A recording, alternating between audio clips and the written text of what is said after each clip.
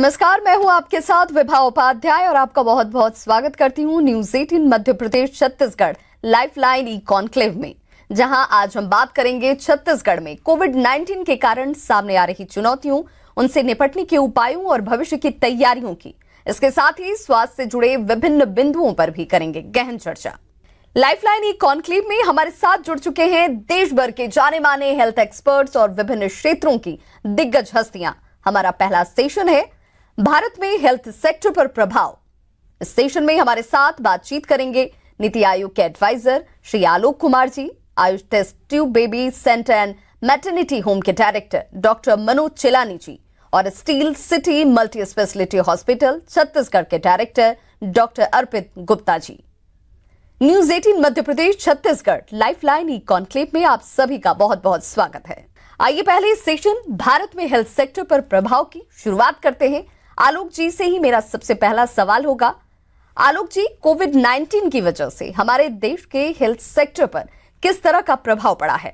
जैसे आप देखेंगे कि टेस्टिंग इंफ्रास्ट्रक्चर हमारा पहले धीरे धीरे रैंप अप होके अब हम 1 करोड़ से ज्यादा टेस्ट कर चुके हैं और प्रत्येक दिन हम 2.5 लाख के आसपास कर रहे हैं। पहले हम 10,000 से शुरू किया था। तो एक तो वो परिवर्तन आया है और उसके लिए काफी पीछे में कड़ी मेहनत है अलग अलग संस्थाओं के द्वारा, आईसीएमआर के अलग अलग संस्थानों के द्वारा, जो हमारे department of biotechnology, department of science and technology, department of HRD, बहुत सारे लोगों ने इसमें कंट्रीब्यूट किया है and plus most importantly the private sector. तो जैसे आप देखेंगे कि कोविड से पहले चाहे वो पीपीई हो, चाहे वो N95 मास्क हो, ये सब हम इंपोर्ट करते थे। अब हम सरप्लस हो रहे हैं। फिर वेंटिलेटेड बेड्स की क्रिएशन, कोविड हॉस्पिटल्स का पूरा एक सेटअप बनाना, तो बहुत सारे छोटे छोटे जो इमीडिएट स्टेप्स की रिक्वायरमेंट है वो हमने किया है। लेकिन इसका एक दुष्प्रभाव ये पड़ा है कि लोगों को इन्फेक्शन के डर से वो अब हॉस्पिटल आना बंद हो गए या कम कर दिया उन्होंने काफी। तो ऐसे में जो क्रॉनिक कंडीशंस के लोग हैं उनके हालात बिगड़ सकते हैं, उनकी बीमारी और गंभीर रूप धारण कर सकती है। अगर वो 20 दिन, 25 दिन, 30 दिन, महीने भर की बात होती तो अलग बात है।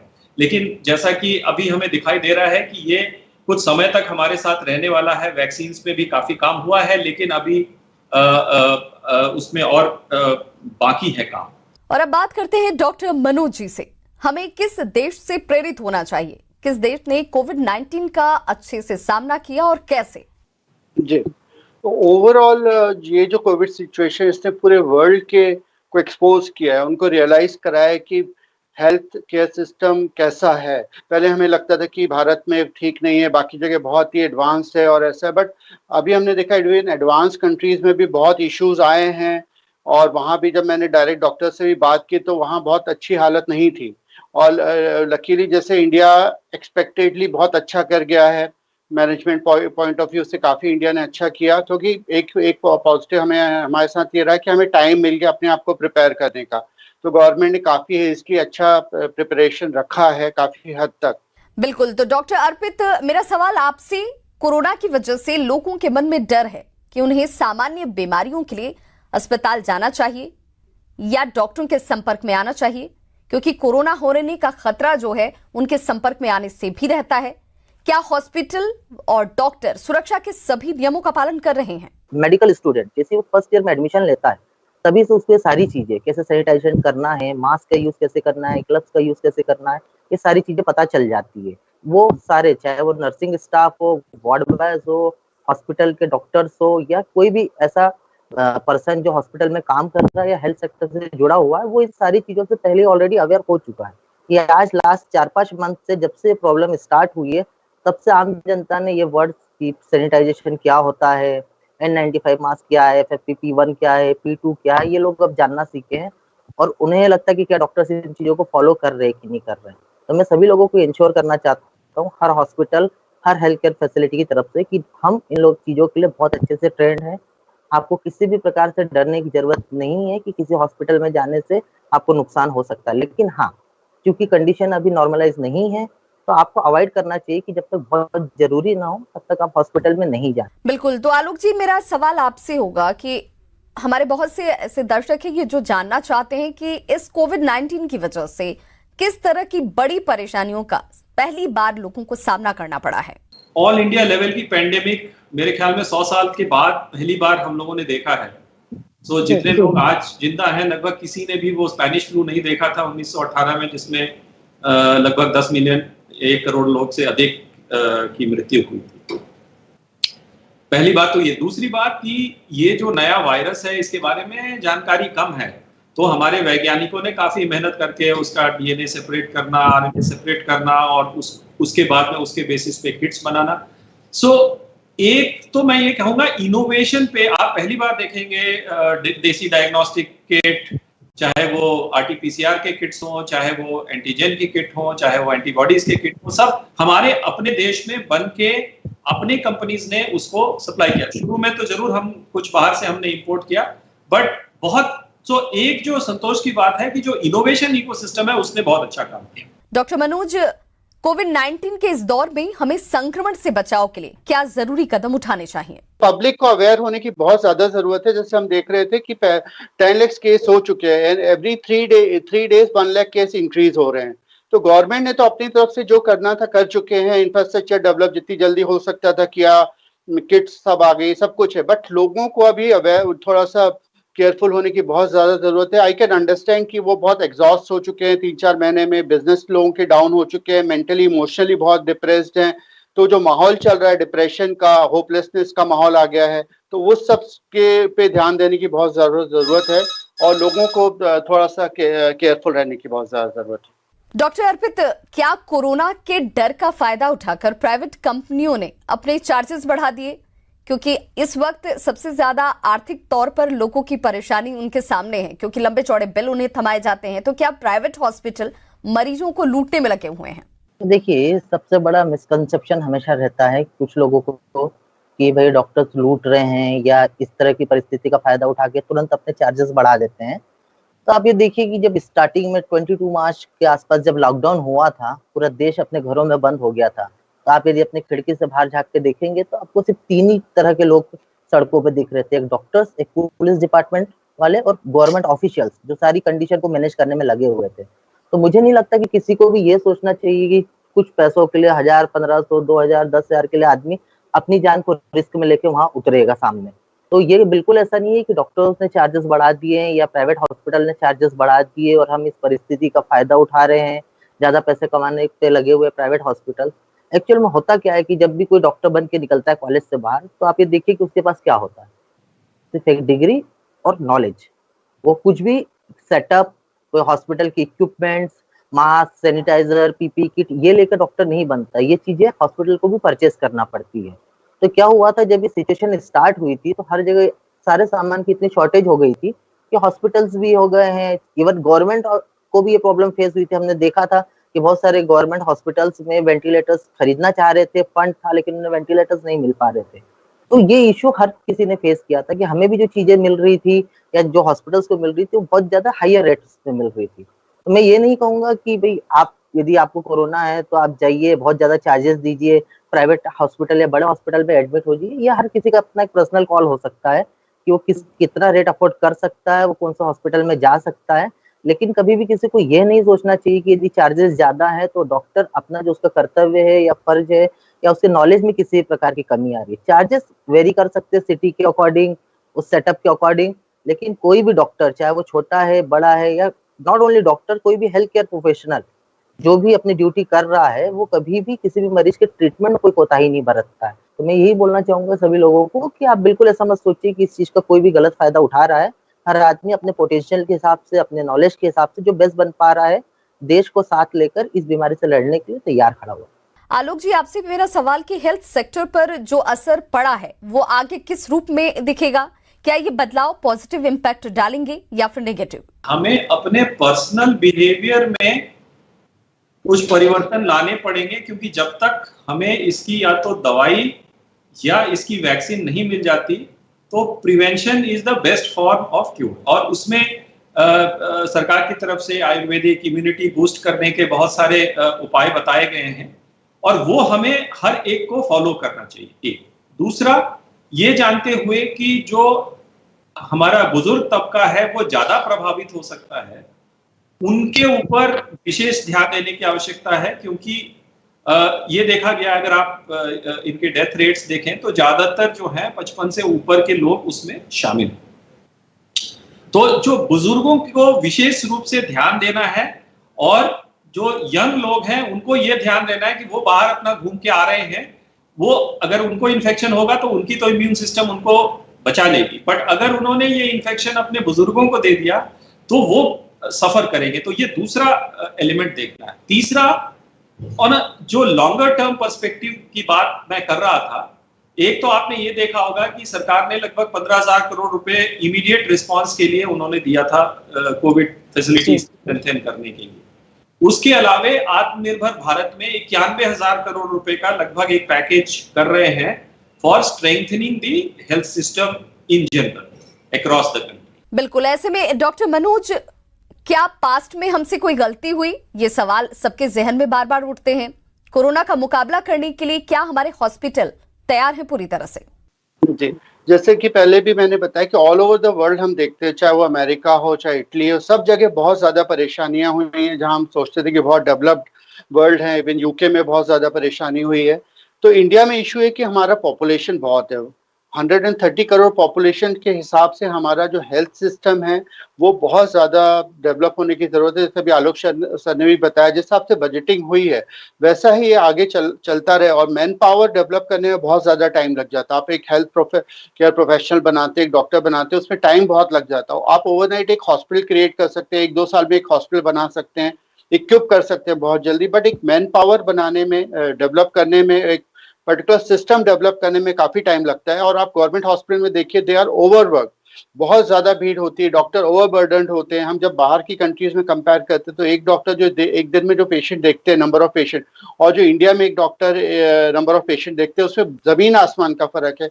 इसके क्वालिटी ऑफ हेल्थ में भी बहुत फर्क आता है। हेल्थ केयर प्रोफेशनल्स को डेवलप करने की बहुत ज्यादा जरूरत है, तो ये इम्पोर्टेंट है। तो अब मेरे ख्याल से ये राइट टाइम है कि हमें हेल्थ की तरफ, जैसे आलोक सर ने भी बताया कि अभी प्रायोरिटी ये नहीं रहती थी। इलेक्शन में भी हम देखते थे कि वो मुद्दा नहीं रहता था, स्वास्थ्य का मुद्दा उतना इम्पोर्टेंट नहीं रहता था। बट मैं उम्मीद कर रहा हूँ कि अब ओवरऑल लोग भी, जो जितनी जनता है वो भी जागरूक हो रही है, उनको भी लग रहा है कि हेल्थ सबसे ज्यादा इम्पोर्टेंट मुद्दा होना चाहिए। मुझे लगता है अब जो आगे की टाइम है और नेक्स्ट इलेक्शन है, इसमें हेल्थ बहुत ज्यादा इम्पोर्टेंट रोल प्ले करेगा और गवर्नमेंट को भी हेल्थ पे बहुत ज्यादा फोकस करना चाहिए। डॉक्टर अर्पित, एक डॉक्टर और हॉस्पिटल के संचालक होने के नाते आम जनता को आप क्या सलाह देना चाहेंगे? मौजूदा परिस्थितियों से लड़ने के लिए ये सलाह बेहद महत्वपूर्ण रहेगी। देखिए, सबसे पहले तो हमको इस बीमारी जो आज चल रहा है कोविड-19, इसको समझने की जरूरत है। ये ऐसा नहीं है कि कोरोना फर्स्ट टाइम हो रहा है। ये कोरोना फैमिली के वायरस पहले भी 2 बार वर्ल्ड में फैल चुके हैं, लेकिन उन समय उनका डेथ रेट भी बहुत ज्यादा था, लेकिन फिर भी इतना ज्यादा पैनिक सिचुएशन नहीं आया हुआ था। लेकिन आज की कंडीशन में ये जो एक पेंडेमिक बन चुका है, इसका रीजन है इसका हाई स्प्रेड रेशो। ये जितनी तेजी से फैल रहा है, इस कारण ये सारी कंट्रीज में पहुंच चुका हुआ है।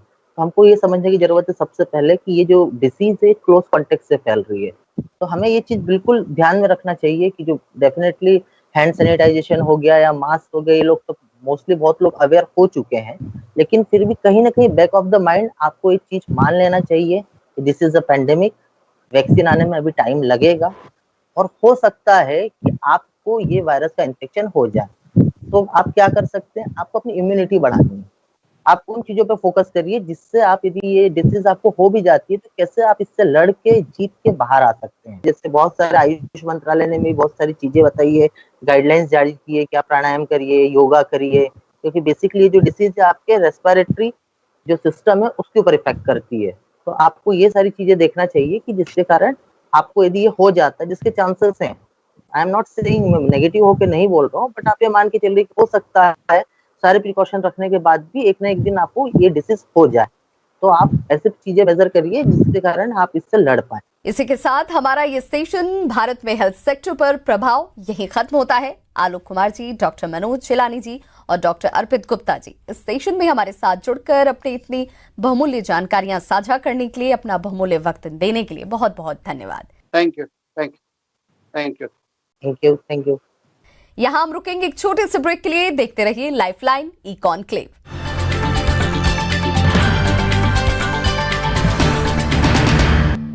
ब्रेक के बाद एक बार फिर से आप सभी का बहुत स्वागत करती हूं। आप देख रहे हैं news 18 Madhya Pradesh Chhattisgarh lifeline E conclave. अब हम बढ़ते हैं अपने अगले सेशन की तरफ, जिसमें हम कोविड-19 प्रेरणा और दूरदर्शिता पर बात करेंगे। इस सेशन में चर्चा के लिए हमारे साथ हैं नीति आयोग के एडवाइजर श्री आलोक कुमार जी। News 18 Madhya Pradesh Chhattisgarh lifeline E conclave में आपका बहुत स्वागत है। आइए अपने स्टेशन कोविड-19 प्रेरणा और दूरदर्शिता की शुरुआत करते हैं। श्री आलोक कुमार जी, मेरा सवाल आपके साथ ही। आलोक जी, कोविड-19 के दौर में सबसे जरूरी है आत्मबल। लोगों का आत्मबल बना रहे, ऐसे में हम किस तरह से प्रेरणा ले सकते हैं जो हमें बीमारियों से दूर रखने और संक्रमण होने के डर से भी बचाए? अभी आईसीएमआर ने एक स्टडी पब्लिश की थी जिसमें उन्होंने बताया भारत में पॉपुलेशन लेवल पे सैंपल सर्वे करके 0.73% व्यक्तियों को डिजीज है। दूसरा तो मतलब 99.26% लोग फ्री हैं डिजीज से। तो मतलब अभी फैलाव उतना नहीं है। हाँ, कुछ पॉकेट्स में, जैसे दिल्ली में देखा, मुंबई में आपने देखा, कुछ अर्बन पॉकेट्स में, अहमदाबाद में शुरुआत में थी, चेन्नई में देखा आपने, केरल में शुरू में बहुत हुआ था लेकिन उन्होंने कंट्रोल कर लिया, अब उनका दूसरा वेव चल रहा है। तो कुछ अर्बन पॉकेट्स में जरूर इस बात की फैलाव थी। अब देख रहे हैं कि हम अर्बन पॉकेट्स में वो पीक नीचे जा रहा है, लेकिन अब और ऐसे राज्यों में, ऐसे जगहों में, ऐसे जिलों में जहां बिल्कुल नहीं था, छत्तीसगढ़ फॉर इंस्टेंस बिल्कुल ग्रीन था, लगभग एक छोटा सा कोरबा छोड़ के, अब वहां भी धीरे धीरे वो फैल रहा है। अब लोग जैसे जैसे आप इकोनॉमी खोलेंगे, लोग इधर उधर घूमेंगे तो उसमें वो संभावनाएं रहती है। तो थोड़ा अपने पर्सनल बिहेवियर पे ध्यान देना जरूरी है। तो इन तमाम चीजों को जानने के साथ एक और सवाल जो बार बार जहन में लोगों के उठ रहा है कि आलोक जी, इसका जवाब आपसे कि आज जब ज्यादा से ज्यादा कोरोना टेस्टिंग की बात हो रही है तो किस तरह से इसे हम बढ़ा सकते हैं और लोगों को तैयार कर सकते हैं? टेस्टिंग में देखिए, WHO ने 2 मोटे स्टैंडर्ड्स दिए हैं जिसपे आप जज कर सकते हैं कि हम एडिक्वेट टेस्ट कर रहे हैं कि नहीं। पहला है कि 10 लाख की आबादी पे प्रतिदिन 140 लोगों को हमें टेस्ट करना है। 140 टेस्ट पर मिलियन पर डे, ये एक मोटा बेंचमार्क है। दूसरा कि क्या हम पॉपुलेशन के रिप्रेजेंटेशन में पहुंच पा रहे हैं कि या केवल वो लोग जो सिम्टम्स के साथ आ रहे हैं उनकी टेस्टिंग कर रहे हैं। तो वो उसको टेस्ट पॉजिटिविटी रेट करता है, यानी कि हर 100 लोगों में कितने लोग पॉजिटिव टेस्ट कर रहे हैं। तो यदि वो 10% से ज्यादा है तो इसका मतलब हमने अपना नेट पूरा फैलाया नहीं। आलोक जी, अगर कोविड-19 की चुनौतियों के सामने स्वास्थ्य क्षेत्र में व्यवस्थाओं की बात करें तो अस्पतालों को अब किस तरह से तैयार रहने की जरूरत है जब केस लगातार तेजी से बढ़ रहे हैं? आज per day 30,000 infections per day है। हम लोगों ने प्रिपरेशन जो की है वो 1,60,000 इन्फेक्शन पर डे का। बट प्रॉब्लम क्या है? प्रॉब्लम यह है कि अगर भारत में यूनिफॉर्मली स्प्रेड हो डिजीज, कि असम में भी उतना ही हो जितना बिहार में हो, जितना उत्तर प्रदेश में हो, जितना कश्मीर में हो, जितना केरल में हो, तब तो हम लोग उसको हैंडल कर लेंगे। लेकिन अगर किसी विशेष एरिया में बहुत, अब जैसे मुंबई में अचानक बहुत ज्यादा हो गया, दिल्ली में अचानक, तो लोकल, क्योंकि मरीजों को हम 2000 किलोमीटर दूर ले जाके हॉस्पिटल में नहीं भर्ती करेंगे, वो लोकल जो हमारी व्यवस्थाएं हैं उसी में, तो कहीं पे लोकल लेवल्स पे ये संभावनाएं हो सकती हैं और ये हमें वॉच करना पड़ेगा। और इसके लिए ही जो हमने कहा कि प्रिवेंटिव स्ट्रेटजी, कि हमें कंटेनमेंट जोन्स को लोग अपने नियमों का पालन करें। अगर आप देखें, आपने एक प्रश्न पूछा था पहले कि किन कंट्रियों में अच्छा हुआ, ताइवान देखिए, जापान देखिए, उन्होंने एक भी दिन अपनी इकोनॉमी बंद नहीं की, सिर्फ डिसिप्लिन से इंश्योर किया कि डिजीज ना फैले। न्यूजीलैंड में देखिए, ऑस्ट्रेलिया में देखिए, पूरा यूरोप में लगभग देखिए, और कुछ देशों में जहां पे कि डिसिप्लिन लोग नहीं फॉलो कर रहे हैं, तो एक वेव खत्म होता है तब तक दूसरा वेव स्टार्ट होता है। एक जगह आपने, अब ये छोटे छोटे फायर्स हैं, यहाँ पे आग लग गई, आपने वहां पे दमकल भेज दिया, वहां पे पानी बुझाया, तब तक कहीं दूसरी जगह लग गई, तब तक तीसरी जगह लग गई।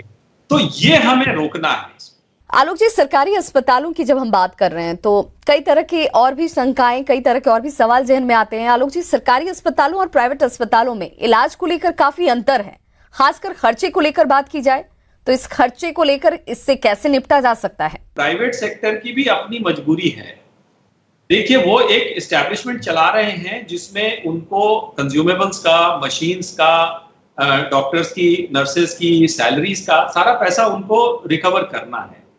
दूसरी तरफ जो मरीज है उसको ये बात सही है कि वो चाहता है कि सस्ते से सस्ता आपका इलाज हो जाए, सारी कुछ मुफ्त में ही मिल जाए तो बहुत अच्छा है। तो जो सरकारी व्यवस्था है वो भी फ्री में नहीं है, वहां पे भी टैक्स पेयर ने कहीं पैसा दे रखा है, वो पैसा सर्विस के रूप में आपके सामने आया है। तो बात इसमें यह है कि राजनीतिक रूप से हमें ये स्ट्रेटेजिक डिसीजन लेना पड़ेगा कि हम अपने हेल्थ सिस्टम के ऊपर, उसकी फाइनेंसिंग के ऊपर, उसकी ऑर्गेनाइजेशन, आईटी सिस्टम्स के ऊपर तो विस्तृत काम करना है, और ये हेल्थ सिस्टम 10 से 12 साल का काम है। इसके साथ ही जब हम मेंटल स्टेटस की बात करते हैं कि ये एक बहुत कारगर हथियार है, अगर आप मेंटली स्ट्रांग हैं तो आप किसी भी तरीके की परिस्थिति से लड़कर सफलतापूर्वक बाहर भी निकल सकते हैं। तो आलोक जी, मेंटल कैसे हम स्ट्रांग रह सकते हैं जो हमें बीमारी आदि न होने देने में सहायक हो और हमें मानसिक रूप से भी वो स्वस्थ रखें, खासकर तब जब तमाम तरह की सीमित व्यवस्थाओं में हम जी रहे हैं? एक बहुत जरूरी है, जब तक आप शारीरिक रूप से फिट नहीं हैं तो आपकी मेंटल कंडीशन भी अच्छी नहीं हो सकती। दूसरा कि हम सभी इस समय एक स्ट्रेस के बहुत दौर से गुजर रहे हैं, हर आदमी। किसी के बिजनेस धंधे बहुत प्रभावित हुए हैं, कहीं पे आप ये देखेंगे कि डर है कि भाई मुझे कहीं डिजीज हो जाएगा तो क्या होगा। कहीं पे ये है कि भाई हॉस्पिटल हमें मिल पाएगा कि नहीं मिल पाएगा, टेस्टिंग कहाँ कराएंगे। तो बहुत सारे लोगों के मन में एंजाइटी चल रही है, और इस एंजाइटी से स्ट्रेस हो रहा है, और स्ट्रेस से मानसिक तनाव की स्थिति जरूर हो रही है। तो सरकार ने उसमें हेल्पलाइंस की व्यवस्था की है, आप उसका यूज करिए, और आपस में फैमिली के अंदर एक दूसरे को सुरक्षित बिहेवियर के एक हमने यहाँ पे covidthenewnormal.com करके नीति आयोग से एक हमने इसका प्रयास किया है कि वो सारी बातें जो एक सामान्य परिवार को कोविड को नेविगेट कर, उसको हमने नाम दिया है नेविगेटिंग द न्यू नॉर्मल। क्योंकि अब कोविड कुछ समय तक, जब तक हमारे पास वैक्सीन नहीं आता तब तक तो ये रहने वाला है, तो अब हमें उसमें एडजस्ट करना है, न्यू नॉर्मल हो चुका है। बिल्कुल, तो इन तमाम जानकारियों के लिए बहुत बहुत शुक्रिया। हम इसी के साथ हमारा जो सेशन है कोविड-19 प्रेरणा और दूरदर्शिता यहीं खत्म करते हैं। आलोक जी, इस सेशन में हमारे साथ जुड़कर अपनी इतनी खास जानकारी देने के लिए आपका बहुत बहुत शुक्रिया। Thank you Vibha ji, thank you. News 18 Madhya Pradesh Chhattisgarh lifeline E conclave में भारत में हेल्थ सेक्टर पर प्रभाव और कोविड-19 प्रेरणा और दूरदर्शिता विषय पर विभिन्न क्षेत्रों से जुड़े एक्सपर्ट्स ने अपनी राय जाहिर की और सुझाव भी दिए। इसी के साथ हमारा ये एपिसोड यहीं खत्म होता है। अगले एपिसोड में कुछ और दिग्गज एक्सपर्ट्स के साथ हम फिर से होंगे हाजिर, और कोविड-19 सुरक्षा ही बचाओ और कोविड-19 चुनौतियां और आत्मनिर्भरता के बारे में बातचीत करेंगे। इसी के साथ अब मुझे दीजिए इजाजत। नमस्कार।